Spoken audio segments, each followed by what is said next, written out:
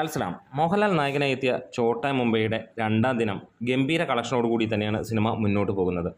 Cinema ആദ്യ ദിനം നേടിയത് 46 ലക്ഷം രൂപയാണെങ്കിൽ ഇന്ന് രണ്ടാം ദിനം അതിന് മുകളിലുള്ള ഷോ കൗണ്ടുകൾ കാണാൻ കഴിഞ്ഞു.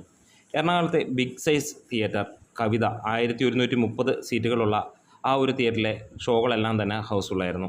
അപ്സര 1000 സീറ്റാണുള്ളത്, അവിടെയും ഫുള്ളാണ്.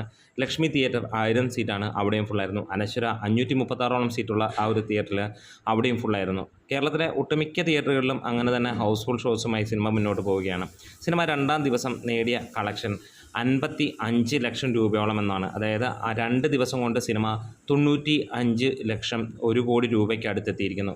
അന്യ സംസ്ഥാനങ്ങളിലും വിദേശ രാജ്യങ്ങളിലും ഉൾപ്പെടെ മികച്ച രീതിയിൽ തന്നെയാണ് സിനിമയുടെ കളക്ഷൻ പോകുന്നത്. ഓവർസീസിൽ നിന്നും ഉള്ള കളക്ഷൻ ഡീറ്റെയിൽസ് ഒന്നും തന്നെ നമുക്ക് പുറത്തേക്ക് വന്നിട്ടില്ല.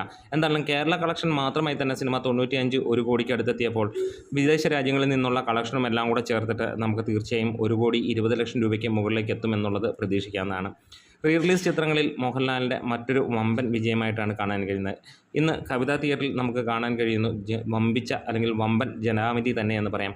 ആ ഷോയിൽ അമ്മാതിരി തിരക്ക് തന്നെയാണ്, ആളുകൾ ആഘോഷിക്കുകയാണ്. തുടരും എന്ന ചിത്രത്തിന് ശേഷം അമ്മാതിരി ഒരു വിജയം തന്നെയാണ്.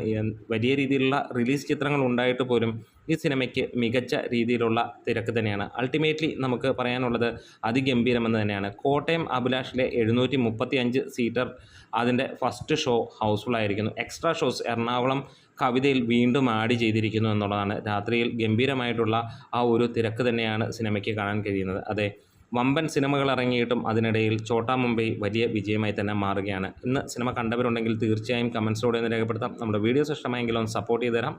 ലാൽസലാം.